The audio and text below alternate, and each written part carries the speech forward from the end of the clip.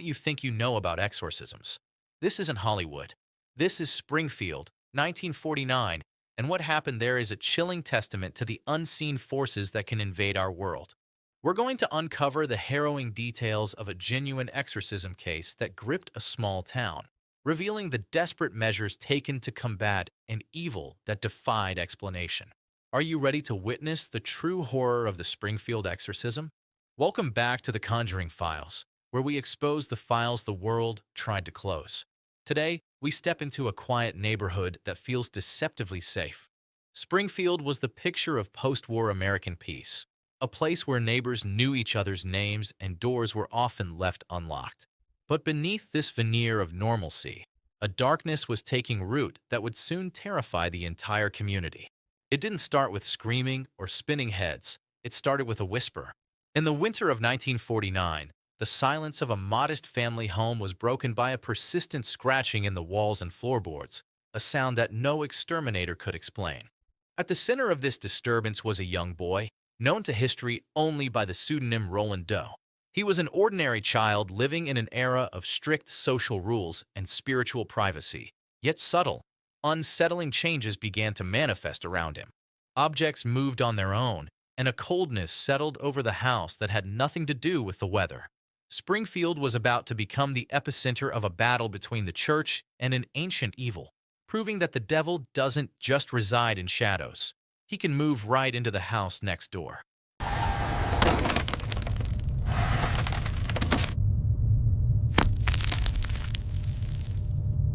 The scratching quickly evolved into a symphony of violence. It wasn't just sounds anymore. The physical world began to rebel against the laws of physics. Family members watched in horror as heavy furniture slid across the room as if pushed by invisible hands, and religious artifacts, specifically pictures of Christ, shook violently on the walls before crashing to the floor. The most terrifying manifestation focused on Roland's bed. At night, the mattress would violently shake, sometimes bucking like a wild animal, throwing the terrified boy onto the floor. Strange, red scratches began to appear on his skin, spelling out words like hell or leave, etched by claws that no one could see.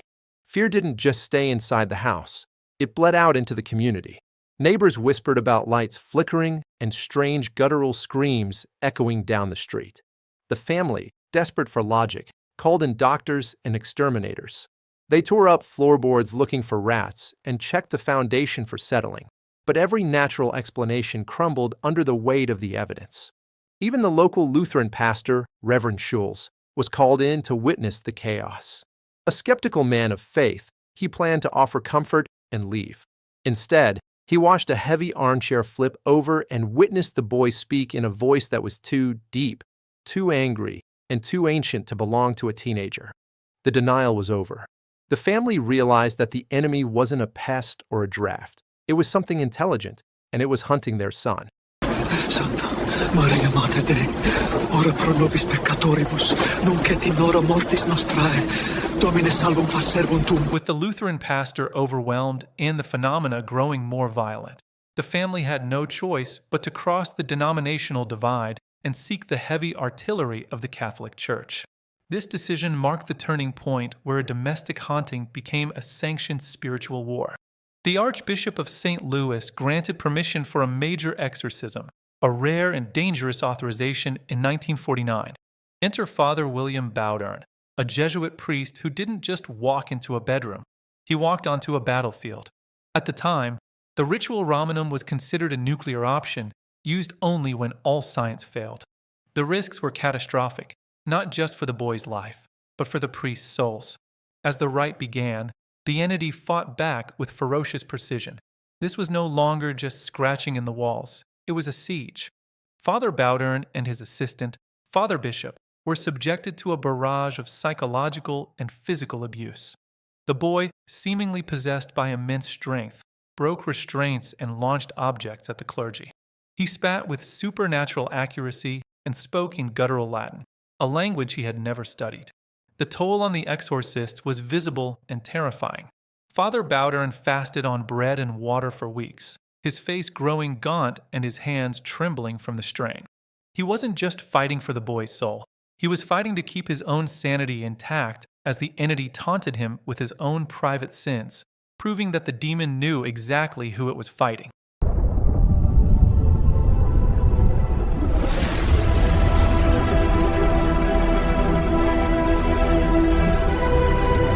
The battle raged for weeks, eventually moving from the home to a secure wing of the Election Brothers Hospital in St. Louis. The climax didn't happen with a whimper, but with a thunderclap on Easter Monday. After endless nights of terror, Father Bowdern demanded the demon depart in the name of Saint Michael the Archangel. Witnesses say a brilliant light filled the room, and a voice, clear, resonant, and distinctly not the boy's, cried out, "Dominus," signifying the Lord had won. The boy's body went limp, and when he woke, he remembered nothing of the nightmare he had lived. But while Roland moved on, Springfield was never the same. The town became a place of hushed whispers. Neighbors looked at each other differently, knowing that the thin veil between their safe lives and absolute darkness had been torn open right on their street. The house itself became a local pariah, a silent monument to the impossible. The legacy of this case, however, stretched far beyond the town limits. A diary kept by one of the attending priests was later discovered, providing the blueprint for William Peter Blatty's novel and the film The Exorcist. So, while Hollywood terrified the world in 1973, the people of Springfield sat in silence, knowing that the movie wasn't a fantasy, it was a memory.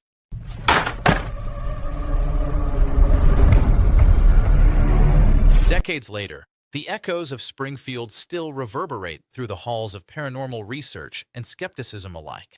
Today, we view the world through the lens of high-definition science, and modern psychologists have tried to dismantle the horror of 1949. They argue that Roland Doe was simply a troubled teenager acting out, perhaps suffering from a dissociative disorder or Tourette's syndrome. They point to the family's superstitious nature and suggest that the moving objects were sleight of hand, a desperate cry for attention from a boy feeling isolated. It's a comforting thought, isn't it? To believe that the monsters were just in his mind, and that with enough therapy and medication, the devil could be diagnosed away. But theories crumble when faced with the raw data of the case files. How does a teenage boy fake words appearing on his skin in red welts that bleed? How does he generate the strength to break leather restraints that held down grown men? And perhaps most chillingly, how does a boy from Maryland speak fluent, ancient Latin, a dead language, with perfect syntax? The debate rages on because the evidence refuses to fit neatly into a medical textbook. Skeptics see a tragedy of mental health. Believers see the ultimate proof of the devil. The truth likely lies in that terrifying gray space between the two, a space where science ends and something else begins. This story refuses to die because it challenges the safety of our modern world. It suggests that despite our technology and our knowledge, we are still vulnerable to ancient predators. Ultimately, the Springfield Exorcism forces us to confront a question we usually ignore. What if we are not at the top of the food chain? The lingering unease of this case isn't about what happened in 1949. It's about the possibility that it could happen again, perhaps on your street, perhaps in your home. We build our lives on the foundation of what we can see and touch, but Springfield reminds us that the foundation is thinner than we think.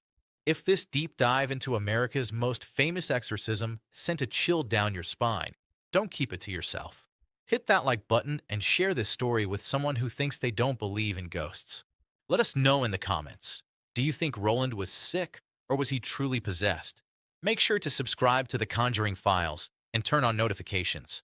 We are just getting started, and the files are full of secrets waiting to be exposed. Until next time, keep your eyes open and maybe leave a light on tonight.